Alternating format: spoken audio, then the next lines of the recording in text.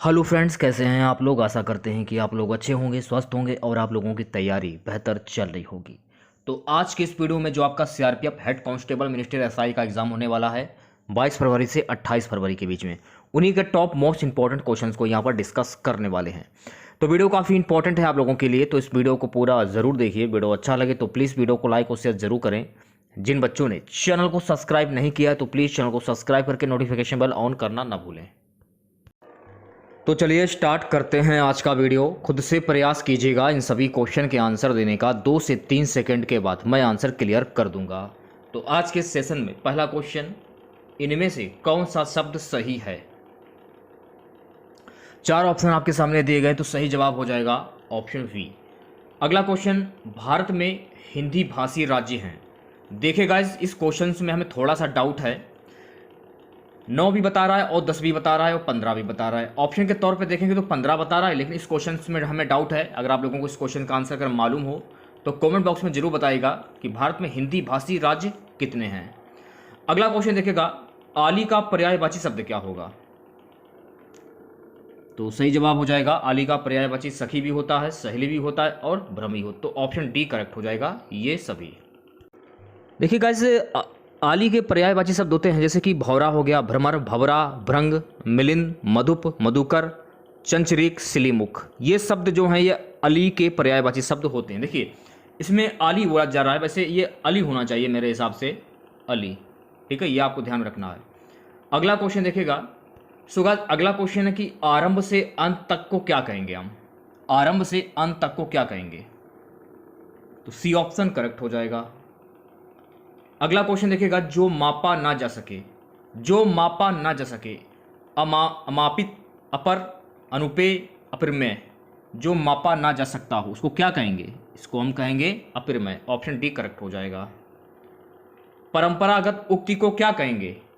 Question है guys कि परंपरागत उक्ति को क्या कहते हैं, तो परंपरागत उक्ति को हम कहते हैं अनुश्रुति। ऑप्शन ए करेक्ट हो जाएगा। देखिए गाइस, कम से कम शब्दों में अधिकांश अर्थ को प्रकट करने के लिए वाक्यांश या शब्द समूह के लिए एक शब्द का विस्तृत होना, ज्ञान होना आवश्यक होता है। ऐसे शब्दों के प्रयोग से वाक्य रचना में संक्षिप्तता, सुंदरता तथा गंभीरता आ जाता है। उन्हें हम परंपरागत उक्ति कहते हैं। ये भी आपको ध्यान में रखना है।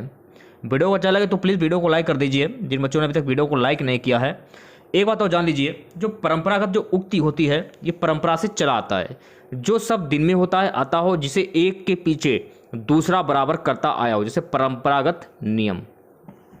विलास में किस प्रत्यय का प्रयोग हुआ है। देखिए कितना अच्छा सा क्वेश्चन है, आराम से आप बता भी सकते हैं। मैंने आप लोगों को बताया था कि स्टार्टिंग का जो अक्षर होगा वो आपका उपसर्ग होगा, लास्ट वाला जो शब्द होगा वो आपका प्रत्यय हो जाएगा।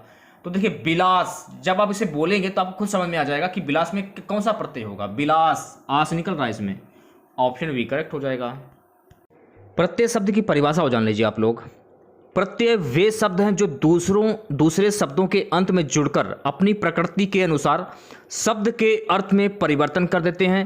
प्रत्यय शब्द 2 शब्दों से मिलकर बना है। प्रति, धन, अय। प्रति का अर्थ होता है साथ में, और पर बाद में, और अय का अर्थ होता है चलने वाला। अतः प्रत्यय का अर्थ होता है साथ में, पर बाद में चलने वाला। ये आपको ध्यान रखना है, ठीक है। अगला क्वेश्चन देखेगा, बोली में कौन सा प्रत्यय है। बोली, तो बोली में क्या प्रत्यय हो जाएगा। मैंने आपको बताया था कि लास्ट वाला शब्द बोली, ई बड़ी निकल रहा है इसमें। ऑप्शन ए करेक्ट हो जाएगा। नियम भी याद करने की जरूरत नहीं है और ना ही ज़्यादा दिमाग लगाने की जरूरत है। अत्यंत का संधि विच्छेद क्या होता है। बहुत ही ईजी, आसानी से बता सकते हैं आप लोग। बहुत ही ज़्यादा ईजी क्वेश्चन है। ऑप्शन बी करेक्ट हो जाएगा। अत्यंत, अति, धन, अंत। तो देखिए इसे तो मान लेगा छोटी ई, छोटा आ, तो छोटी ई प्लस छोटा आ या हो जाएगा, तो यहाँ पर हो जाएगी यण संधि। ये भी आपको ध्यान में रखना है। अगला क्वेश्चन देखिएगा, जगदीश में कौन सी संधि है भाई। जगदीश में जब आप इसे तोड़ेंगे तो तोड़ने के बाद आपको पता चल जाएगा कि हलंत लगा है। तो मैंने आपको बताया था पहले भी कि जब हलंत लगा हो तो वहाँ पर व्यंजन संधि हो जाती है। ये आपको ध्यान में रखना है। तो जगदीश में व्यंजन संधि हो जाएगी। ज़्यादा दिमाग लगाने की जरूरत नहीं है, बस आप तोड़ना सीख लीजिए, आपके समझ में आ जाएगा। अगला क्वेश्चन देखिएगा, निरोग में कौन सी संधि है। अब इसमें देखिएगा, इसमें आप देख रहे जब से आप तोड़ेंगे, तोड़ने के बाद 2 हलन जैसे दिख रहे हैं आपको, तो ये हलन, इसको विसर्ग बोलते हैं। तो जाहिर सी बात है कि यहाँ पर विसर्ग संधि हो जाएगी, तो ऑप्शन ए करेक्ट हो जाएगा। अगला क्वेश्चन, अक्षौहिणी का संधि विच्छेद क्या होता है? अक्षौहिणी का संधि विच्छेद क्या होता है? तो ऑप्शन वी करेक्ट हो जाएगा, अच्छधन ओहिनी। छोटा प्लस बड़ा ऊ, तो छोटा प्लस बड़ा ऊ ओ हो जाता है और यहां पर हो जाती है वृद्धि संधि, यह भी आपको ध्यान में रखना है। चलिए बढ़ते हैं अगले क्वेश्चन की ओर। अगला क्वेश्चन देखेगा, साहित्य लहरी किसकी रचना है? सूरदास, कबीरदास, तुलसीदास, जायसी। ए ऑप्शन करेक्ट हो जाएगा, सूरदास। अगर एग्जाम में पूछा जाए कि सूरदास की भाषा कौन सी है, तो आपको ध्यान में रखना है कि सूरदास की भाषा है ब्रज भाषा। एक चीज और आपको ध्यान में रखनी है कि सूरदास को अष्ट छाप का जहाज भी कहा जाता है। यह भी फैक्ट आप याद कर लीजिए, हो सकता है कि एग्जाम में पूछ लिया जाए कि अष्ट छाप का जहाज किन्हें कहा जाता है, तो आपको ध्यान में रखना है कि सूरदास को कहा जाता है। अगर एग्जाम में पूछा जाए कि कबीरदास की कौन सी भाषा है, तो आपको ध्यान रखना कबीरदास की सदुक्कड़ी भाषा है, ठीक है। अगर मैं तुलसीदास की बात करूं तो तुलसीदास की हो जाएगी अवधी भाषा, ये भी आपको ध्यान में रखना है। अगला क्वेश्चन देखेगा, सूर साहित्य किसकी आलोचनात्मक कृति है? हजारी प्रसाद द्विवेदी, नामवर सिंह, रामचंद्र शुक्ल, विजय देव नारायण शाही। इस क्वेश्चन का सही जवाब हो जाएगा ऑप्शन ए, हजारी प्रसाद द्विवेदी। अगला क्वेश्चन देखेगा, आकाशदीप किसकी रचना है? प्रेमचंद, जयशंकर प्रसाद, निराला, यशपाल। आकाशदीप किसकी रचना है? आकाशदीप जो है गाइस ये जयशंकर प्रसाद की रचना है, ये आपको ध्यान रखना। अगला क्वेश्चन देखेगा, अंधायुग, अंधायुग किस प्रकार की रचना है? उपन्यास, काव्य, काव्य नाटक या फिर नाटक। अंधायुग किस प्रकार की रचना है? तो सही जवाब हो जाएगा अंधायुग काव्य नाटक की रचना है, ये आपको ध्यान रखना है। अंधायुग जो है इसके बारे में जान लीजिए। देखिए अंधायुग जो है ये धर्मवीर भारती द्वारा रचित हिंदी काव्य नाटक है। इस गीत का नाटक का प्रकाशन सन 1955 में हुआ था। इसका कथानक महाभारत युद्ध के अंतिम दिन पर आधारित है, ये भी आपको ध्यान में रखना है। तो हिंदी काव्य नाटक किसकी रचना है? धर्मवीर भारती की, और इसका प्रकाशन जो हुआ था 1955 ईस्वी में इसका प्रकाशन हुआ था, ये भी आपको ध्यान रखना है। अगला क्वेश्चन देखेगा, अगला क्वेश्चन है कि परमोष्ट का संधि विच्छेद क्या होगा? सही जवाब हो जाएगा ऑप्शन सी, परम धन औषध। अब देखिएगा छोटा प्लस औ, तो छोटा प्लस औ हो जाएगा, तो यहां हो जाएगी वृद्धि संधि, ये भी आपको ध्यान रखना। अगर एग्जाम में पूछा जाए कि परमोषद में प्रयुक्त संधि कौन सी होगी, तो यहां हो जाएगी वृद्धि संधि, ये भी आपको ध्यान रखना है। सुरेंद्र में कौन सी संधि है? जब आप इसे तोड़ेंगे, तोड़ने के बाद सूर्यधन इंद्र होगा, तो सूर्यधन इंद्र होगा तो छोटा प्लस छोटी नियम के अनुसार हो जाएगा ए, तो यहां हो जाएगा गुण संधि, ये भी आपको ध्यान में रखना है। मनोज किसका पर्यायवाची शब्द है? कमल, कामदेव, विष्णु, बादल। कमल किसका पर्यायवाची, सॉरी मनोज किसका पर्यायवाची शब्द है? तो मैं क्लियर कर देना चाहता हूं कि मनोज जो है ये कामदेव का पर्यायवाची शब्द है, ऑप्शन वी करेक्ट हो जाएगा। बढ़ते हैं अगले क्वेश्चन की ओर। अगला क्वेश्चन शुरू करने से पहले मनोज के पर्यायवाची जो शब्द हैं उन्हें भी जान लीजिए, हो सकता है कि एग्जाम में यहाँ से क्वेश्चन पूछ लिया जाए। तो देखिए मनोज के पर्यायवाची शब्द होते हैं कामदेव, मनोहर, मदन, सुंदर, संग्राम, रण, युद्ध, समर, जंग, कामदेव, लड़ाई, और प्रेम, कल्पना, मनोभाव। ये आपको ध्यान में रखने हैं जो मैंने आपको पर्यायवाची शब्द बताए हैं। अगला क्वेश्चन देखेगा, अगला क्वेश्चन है कि श्रवण का सही संधि विच्छेद क्या होगा? बताइएगा। तो श्रवण का संधि विच्छेद होता है श्रोधन अन, ऑप्शन वी करेक्ट हो जाएगा। देखिए इसको ओ मान लिया जाएगा और इसको अन मान लिया जाएगा, तो ओ प्लस अन हो जाता है अब, सॉरी आ मान लिया जाएगा, इसको ओ प्लस आप हो जाएगा अब, तो यहां हो जाएगी अयादि संधि, ये भी फैक्ट आपको ध्यान में रखना है, ठीक है। अगला क्वेश्चन देखेगा, मन धन बल का सही संधि विच्छेद क्या होगा? मन धन बल का सही संधि विच्छेद हो जाता है मनोबल, सी ऑप्शन करेक्ट हो जाएगा। अगर एग्जाम में पूछा जाए कि मनोबल में प्रयुक्त संधि कौन सी होगी, ये भी तो एग्जाम में पूछा जा सकता है, तो आपको ध्यान रखना है कि मनोबल में हो जाएगी विसर्ग संधि। अगला क्वेश्चन, हंसाना की क्रिया क्या है? सकर्मक, अकर्मक, प्रेरणात्मक क्रिया, संयुक्त क्रिया। तो देखिए हंसाना जो है गाइस ये अकर्मक क्रिया है, तो ऑप्शन वी करेक्ट हो जाएगा। नेक्स्ट क्वेश्चन देखेगा, प्रेम सागर किस प्रकार के समास का उदाहरण है? बहुप्रिय, तत्पुरुष, कर्मधार, दिगु। प्रेम सागर किस प्रकार के समास का उदाहरण है? प्रेम सागर, देखिए प्रेम सागर जो है ये तत्पुरुष समास का उदाहरण है, जाहिर सी बात है। प्रेम का सागर, जब आप इसका समास विग्रह करेंगे तो हो जाएगा प्रेम का सागर, तो यहां पर हो जाएगा तत्पुरुष समास, ये आपको ध्यान रखना, जब दिमाग लगाने की जरूरत नहीं है। कर्ता ने कर्म को करण के द्वारा, ये आप लोगों ने बचपन में काफी बार पढ़ा होगा, इसको याद कर सकते हैं आप लोग। कर्ता ने कर्म को, तो प्रेम प्रेम जो है शब्द ये अलग हो गया और सागर शब्द अलग हो गया, बीच में का आ गया ना, तो यहां हो जाएगा तत्पुरुष समास। अगला क्वेश्चन देखेगा यथाशक्ति में कौन सा समास है भाई? अव्ययीभाव, तत्पुरुष, द्वंद्व, द्विगु। यथाशक्ति में कौन सा समास होगा? काफी हाईलाइट क्वेश्चन है ना, ऑप्शन ए करेक्ट हो जाएगा। यथाशक्ति में हो जाएगा अव्ययीभाव समास। देखिए जहां पर यथा आ जाए, ध्यान पूर्वक देखिएगा, यथा, अनु, प्रति, बड़ा आ, भर, उद, हर, ये शब्द आ जाए वहां पर हो जाता है अव्ययीभाव समास। अब देखिए यथाशक्ति, यथा, यथा आ रहा है, ये अव्ययीभाव समास का उदाहरण है।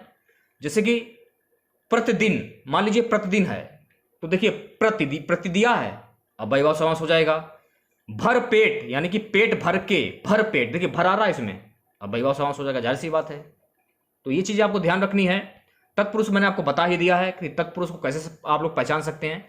तो देखिए द्वंद्व के लिए, देखिए द्वंद्व समास को कैसे पहचान सकते हैं आप लोग? मान लीजिए बीच में योजक चिन्ह दिया हो इस प्रकार का, इस प्रकार से आप पहचान सकते हैं कि ये द्वंद्व समास होगा। जिस समास में दोनों पद प्रधान हो तथा विग्रह करने पर उनके बीच तथा, या, अथवा, एवं, या और का प्रयोग होता हो, वहां पर आपका द्वंद्व समास होता है। ठीक है, सबसे बड़ी बात है योजक चिन्ह आप याद रखिएगा, द्वंद्व समास पर टिक कर दीजिए। द्विगु समास की अगर हम बात करें तो द्विगु समास संख्यावाचक शब्द, जैसे कि चौराहा, चार राहों का समूह, संख्यावाचक शब्द हो, वहां पर आपका द्विगु समास हो जाएगा। जैसे कि नवग्रह, नौ ग्रह। अगला क्वेश्चन देखेगा अवरोध शब्द का विपरीत अर्थक शब्द क्या होगा? यानी कि अवरोध का विलोम शब्द क्या होगा? अवरोध का विलोम शब्द होता है अनवरोध, ऑप्शन ए करेक्ट हो जाएगा। अगला क्वेश्चन, जो आकाश में विचरण करता हो के लिए एक शब्द क्या होगा? वैसे तो होता है जो आकाश में विचरण करता है उसको हम वैसे नवचर बोलते हैं। ऑप्शन वैसे खच्चर दिया है, खच्चर नहीं होगा वैसे मेरे हिसाब से, सॉरी खेचर, खेचर दिया है, खेचर। वैसे नवचर होता है, जो आकाश में विचरण करता हो के लिए एक शब्द होता है नवचर, ये आपको ध्यान में रखना है। ठीक है, महत्वपूर्ण फैक्ट जान लीजिए, जैसे कि भूचर हुआ, तो जैसे कि धरती पर चलने वाला जंतु, वाक्यांश के लिए शब्द क्या होगा? भूचर। गुप्त रूप से घूमने वाला राज कर्मचारी, इसको क्या बोलेंगे? गुप्तचर। जल में रहने वाला जीव, इसको क्या बोलेंगे? एक वाक्यांश के लिए जलचर, ये आपको ध्यान रखना है। जो वन में घूमता हो इसको वनचर बोलेंगे। गगन आकाश को चूमने वाला गगनचुंबी। तो इस प्रकार से आप याद कर लीजिए, जो भी मैंने आपको बताए हैं काफी इंपॉर्टेंट परीक्षा की दृष्टि से। एक वाक्यांश के लिए एक शब्द, ये आपको ध्यान रखना। अगला क्वेश्चन देखिएगा, परिधन छेद का सही निर्मित शब्द क्या होगा? परिच्छेद, परिधन छेद, बहुत ही इजी, आसानी से बता सकते हैं, तो सी ऑप्शन करेक्ट हो जाएगा, परिच्छेद। अगला क्वेश्चन देखेगा, अगला क्वेश्चन है निम्न में से किस शब्द में अयादि संधि है? किस शब्द में अयादि संधि है? सी ऑप्शन करेक्ट हो जाएगा, नायक।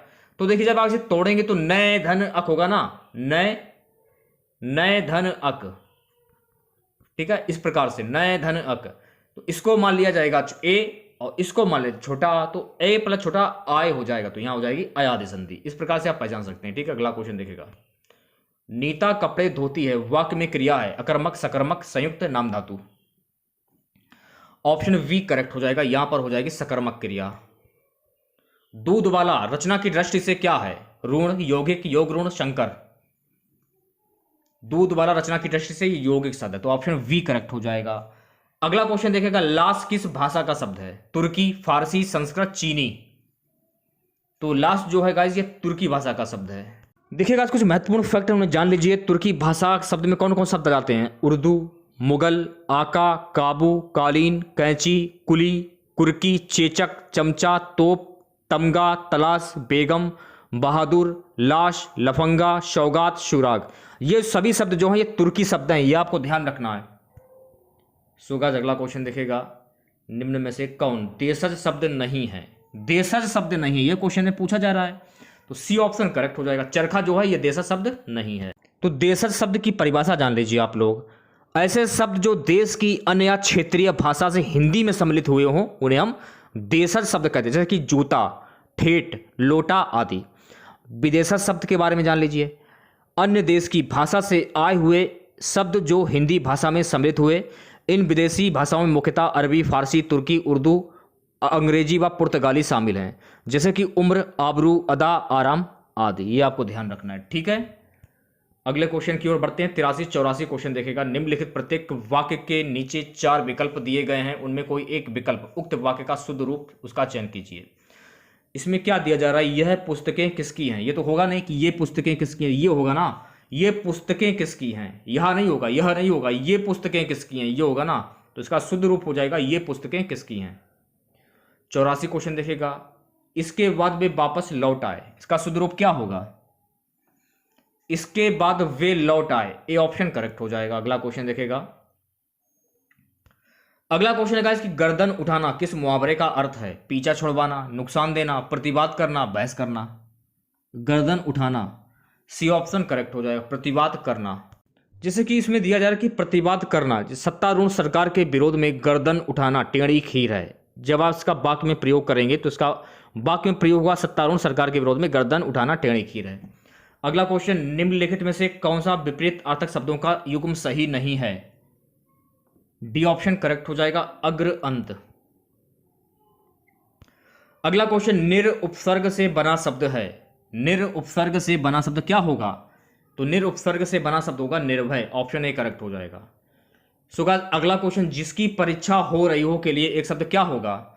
जिसकी परीक्षा हो रही हो, तो जिसकी परीक्षा हो रही हो उसके लिए एक शब्द होता है परीक्षार्थी, ऑप्शन ए करेक्ट हो जाएगा। अगला क्वेश्चन देखेगा, धर्म विमुख शब्द में प्रयुक्त समास कौन सा होगा। धर्म विमुख शब्द में प्रयुक्त समास हो जाएगा ऑप्शन डी, अपादान तत्पुरुष। जब आप इसका समास विग्रह करेंगे, इसका समास विग्रह हो जाएगा धर्म से विमुख, तो जाहिर सी बात है यहां पर अपादान तत्पुरुष आ जाएगा। उदक किस शब्द का पर्यायवाची शब्द है। जल, नदी, झील, पहाड़। ए ऑप्शन करेक्ट हो जाएगा। उदक जो है गाइस ये जल का पर्यायवाची शब्द है।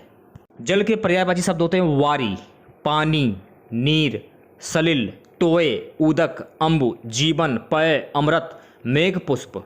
तो ये सभी पर्यायवाची शब्द आपके जल के पर्यायवाची शब्द होते हैं। अगले क्वेश्चन की ओर, निम्न में से किस शब्द का बहुवचन या प्रत्यय के प्रयोग से नहीं बनाया जा सकता। नदी, लड़की, पहाड़ी, किताब। डी ऑप्शन करेक्ट हो जाएगा, किताब। अगला क्वेश्चन, निम्नलिखित में से किस शब्द में दीर्घ संधि नहीं है। दीर्घ संधि नहीं है, डी ऑप्शन करेक्ट हो जाएगा, इत्यादि। देखिए इत्यादि में दीर्घ संधि नहीं होगी, इसको जब आप तोड़ेंगे तो इसका संधि हो जाएगा इत, धन, आदि। ये आपको ध्यान में रखना है। अगला क्वेश्चन देखेगा, संज्ञा अथवा विशेषण से बनने वाली क्रिया क्या कहलाती है। यौगिक क्रिया, नाम धातु क्रिया, सकर्मक क्रिया, सहायक क्रिया। नाम धातु क्रिया, बी ऑप्शन करेक्ट हो जाएगा। अगला क्वेश्चन, यह आम मीठा है, इस वाक्य में मीठा कौन सा विशेषण है। विशेष, सार्वनामिक, विधेय विशेषण, प्रविशेषण। सी ऑप्शन करेक्ट हो जाएगा, विधेय विशेषण। महत्वपूर्ण फैक्ट जान लीजिए, इस वाक्य में आम संज्ञा है तथा आम की विशेषता उसका मीठापन है, इसलिए मीठा शब्द जो है आपका विधेय विशेषण हो जाएगा। जिन संज्ञा सर्वनाम की विशेषता बताई जाती है उन्हें विशेष कहते हैं, यह भी आपको ध्यान में रखना है। अगला क्वेश्चन देखेगा, वह अंगूर खा रहा है, इस वाक्य में अंगूर क्या है। अंगूर कोई खा तो रहा है, जाहिर सी बात है, और कितने लोग खा रहे हैं ये भी कोई क्लियर नहीं, तो जाहिर सी बात है यहाँ पर हो जाएगा समूहवाचक संज्ञा, तो बी ऑप्शन करेक्ट हो जाएगा। अगला क्वेश्चन, पुष्प तत्सम शब्द के लिए हिंदी में तद्भव शब्द क्या है। फूल, पौधा, पंखुड़ी, पुष्प। सी ऑप्शन करेक्ट हो जाएगा, पंखुड़ी। कबूतर किस भाषा का मूल शब्द है। फारसी, अरबी, संस्कृत, हिंदी। तो कबूतर जो है गाइस ये फारसी भाषा का शब्द है। महत्वपूर्ण फैक्ट जान लीजिए, कबूतर भारोपीय भाषा परिवार की हिंदी ईरानी शाखा का शब्द है और हिंदी में शब्द फारसी से आया। फारसी में इसका रूप कबूतर बना है, पहलवी में इसका रूप कबूत या कबूत है। अधिकांश लोगों का मानना है कि फारसी का कबूतर दरअसल संस्कृत के कपोत शब्द का रूपांतरण है, ये भी आपको ध्यान में रखना है, ठीक है।